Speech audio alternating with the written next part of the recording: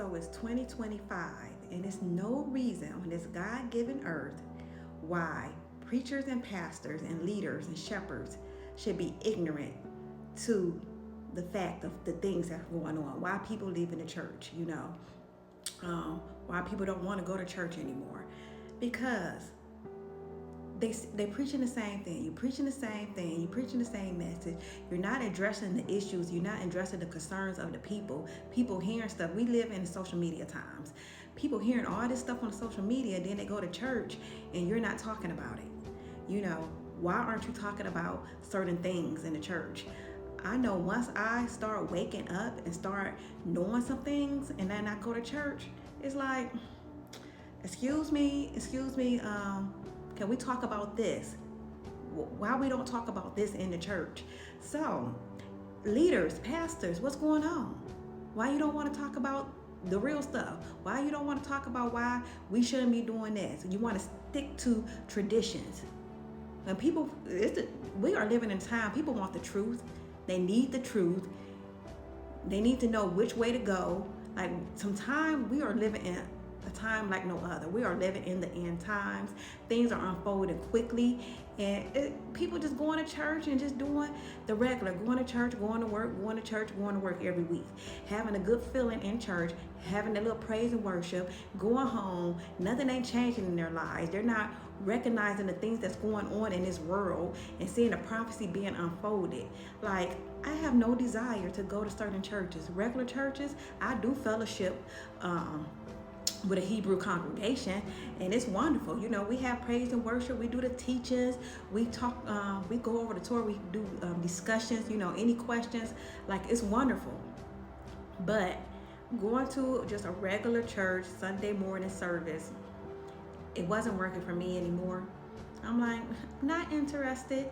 Know all this. Let's talk about this. Let's talk about what really matters. Let's talk about the things that we hear. Say, when I found out that we were Hebrews, okay, let's talk about this. Can we talk about this? Do you know about it? Do preachers, do pastors? I want to know. Do y'all know? I'm talking about I'm especially talking about right now. I'm talking to all Christians and Christian pastors, but I'm talking to all Christian pastors. If you're a pastor of color, African descent, African American, talking to you. I'm talking to even the Caucasian, whatever pastor you are. We need to know that the church is not separate. The church is not separate. When Yeshua come back, he's coming back for his covenant people and those who are grafted in, but he's coming back for one people. He's not going to say, I'm coming for you and I'm not coming for you. If you're all in Yeshua, he's coming for us. He's coming for Israel. He's scattering his people that he chose from the beginning with Abraham. He's going to bring us back. He's going to gather us from the four corners of the earth, and everyone who's like, hey, I want to be I want to join you all. So why the church ain't teaching that? Why aren't we teaching that? Pastors and preachers need to let go of their pride. It's okay. It's okay if you didn't know, but we're living in an age where it's no reason for you not to know now. It's no reason for you won't. I know somebody had brought it to your attention. If nobody never brought it to your attention, I'm bringing it to your attention now. We need to teach what the Bible says. We need to get away from this Christianity and get back to the true faith of the Bible, the true faith of the covenant of what Yahweh, what God gave us at Mount Sinai, and the story. If you know the Bible, if y'all are ministers of the gospel and everything, you should know all of the Bible. It's one big story. It's not like God forgot about his covenant people and now it's the church. No, it's not. And we can't preach that. If you are still preaching that, you need to change. Plain and simple. It needs to be changed. It needs to be changed. That's why people don't want to go to church. I have no desire of going to a regular Christian church building, because I'm like, why? Why aren't you teaching these things? Why aren't you teaching who the true people are? Why in this day and age? Why are we addressing certain things? Things matter. Especially in this day and age, things matter. So we need to address them, okay? We need to address them. And get an understanding. Don't just try to brush things off. Pastors and leaders, don't just try to brush things off and think that you know what a person believes, or you know what a certain belief is when you see Hebrews. Okay, you might see Hebrews, you might see a certain sect of Hebrews and be like, oh no, but it shouldn't be like that. It should be like, okay, let's see what is any truth in what they're saying. Any truth in what they're saying. That's what I have to do. Is there any truth in what they're saying? There was much truth in what they were saying. And that's what's drawing people away. That's what drawing people, because people want the truth. It's like, look here, too long, too many decades, too many centuries that we have been lied to, so people, why is the church, you're supposed to have a heart for the people and everything, so why are you continue to lie? Why you don't want to tell your people, your flock, the truth? Why don't you want to know the truth? If you love God, you should be able to, you should be like, you know what, I saw it wrong. I didn't see it this way. You should have that Paul moment, and your eyes should be open and be like, okay, these are the people of the Bible. These are the people of the Bible, and I'm going to start teaching that to my congregation.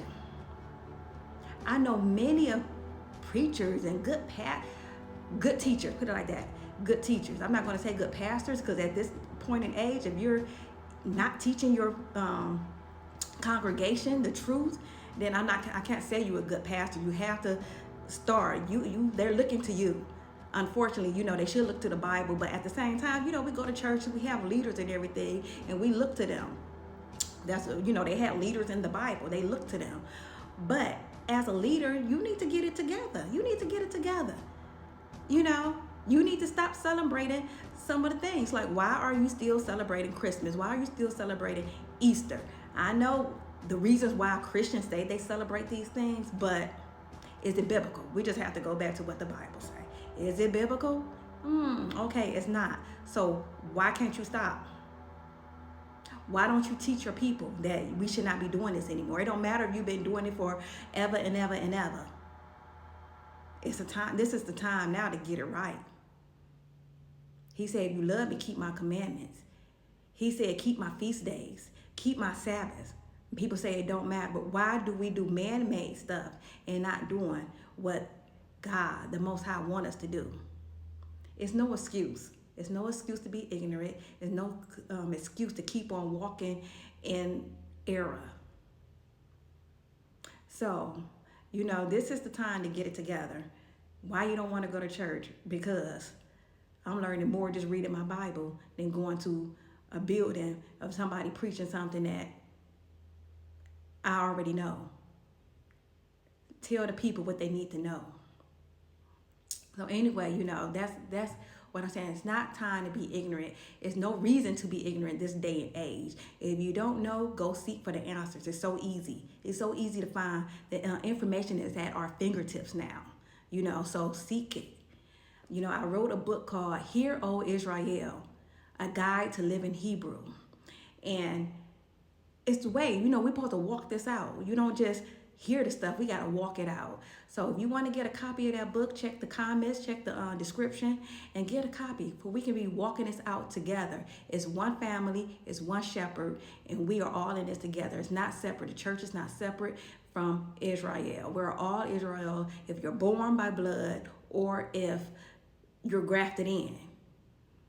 We're all in the same, it's the same covenant. It's no different gates that you're going to be entering to the church or the Gentiles. So we all need to be on the same page. I'll see y'all next time. Wake up, pastors. Wake up, ministers of the gospel. You're in Yeshua. You're the foundation is good. You're in Yeshua, but let's start walking it out like he did, like the disciples did, and like our forefathers did. We must walk how they walked. We must be obedient to the Most High God.